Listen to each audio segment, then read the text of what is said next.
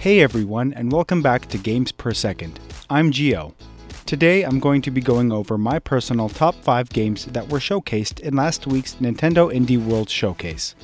There were so many more games on display during the presentation, so I highly recommend watching the entire presentation yourself.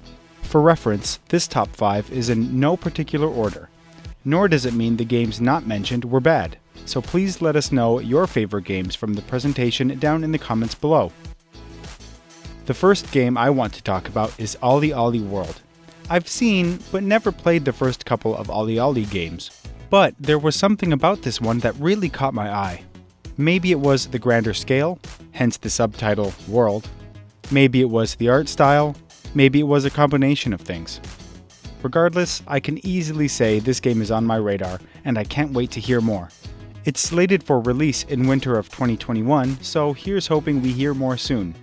But the core premise of keeping the series arcade-style side-scrolling gameplay and mix that with a larger map and side quests seems very intriguing, and I can easily see myself burning many hours in this game when it comes out. Side quests and discover all the hidden secrets of this weird and gorgeous skating utopia. Ride through Radland in OlliOlli World, launching on Nintendo Switch this winter. Secondly, and possibly the most unique game I want to talk about, is The Longing. This game shadow dropped during the presentation, so you can go buy it right now if it looks like something you'd be interested in. In the description of this game, it actually says you can start the game once, leave it for 400 days, then come back to see how it ends. I mean, what? Obviously there are plenty of things you can do to fill that time, but that premise alone was intensely captivating and interesting to me. The hand-drawn art style looks brilliant and was very much right up my alley from the beginning. A fair warning though, the game has already been out on Steam for a little while, so if you are interested in learning more about this game, don't look too deep, as you may run into spoilers. I would highly recommend finding out what happens for yourself.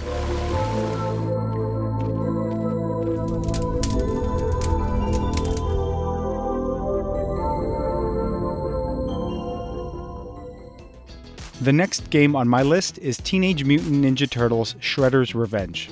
If you're a fan of the original arcade game like I am, this game immediately caught your eye. This game is also being brought to us by the same people that brought us Streets of Rage 4, which got a fantastic Switch port I may add, so I have very high hopes for this game. There's honestly not much to say about this game. It's a retro-style beat-em-up that can be played cooperatively with friends. With the original Teenage Mutant Ninja Turtles game in arcades and Streets of Rage 4 already on Switch, I feel like most people will already know whether or not they are interested in this game. I for one am very excited to grab some friends and beat up bad guys once this game launches sometime in 2021.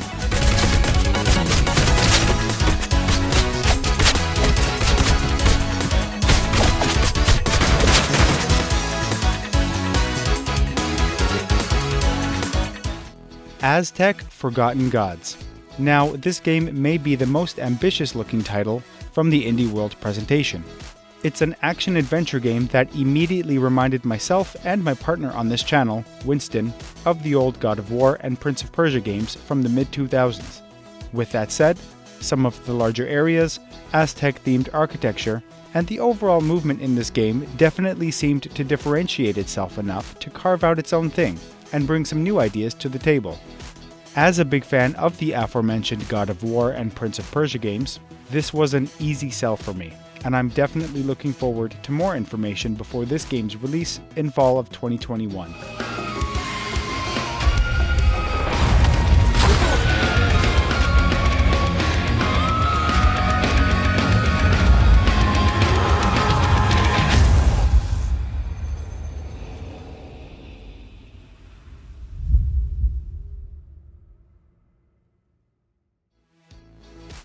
Last, but certainly not least on my list, is Beasts of Maravilla Island.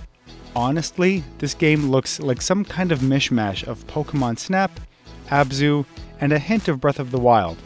It looks super chill and laid back, but still engaging enough to keep your attention and give you plenty to look at and do. This game's visuals look fantastic, indie game or not. I really do love the art style they've gone for here. Also, as I was looking more into this game, I noticed, not only are there birds that look like bananas in this game, but the game is being developed by a company called Banana Bird Studios. That was it. I was sold. Banana Birds in a game developed by Banana Bird Studios?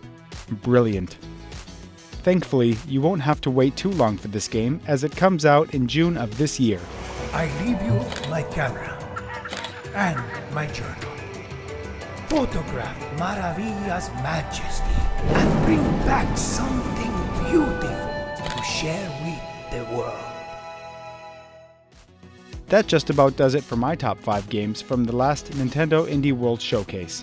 Winston, the other half of this channel, had a slightly different top 5 than I did.